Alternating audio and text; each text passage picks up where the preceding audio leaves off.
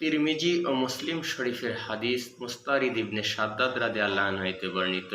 তিনি বলেন, নবী করিম সাল্লাল্লাহু আলাইহি সাল্লাম বলেছেন, দুনিয়ার তুলনায় আখিরাতের উদাহরণ এইরূপ, তোমাদের কেউ যদি সমুদ্রে আঙ্গুল ডুবায় এবং তা থেকে বের করে দেখে যতটুকু পানি সে নিয়ে ফিরেছে তা হলো দুনিয়া, সমুদ্রের অবশিষ্ট পানি হলো আখিরাত।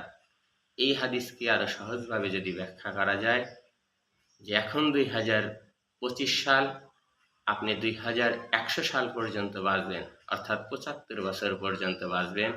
এই 75 বছর হলো দুনিয়া, আর আপনি মৃত্যু পরবর্তী কবরের জিন্দেগি, আখিরাত অর্থাৎ কিয়ামত, এই অনাদি অনন্তকাল হলো আপনার আখিরাত। আল্লাহ পাক আমাকে আপনাকে মৃত্যু পরবর্তী যে জিন্দেগি, যার শুরু আছে শেষ নেই, সেই জীবনে ভালো থাকার জন্যে দুনিয়ার এই স্বল্প সময়ে বেশি বেশি নেক আমল করা, আল্লাহর হুকুম আহকাম মানা, রাসূলের যে গাইডলাইন সে অনুযায়ী চলার তৌফিক দান করুক।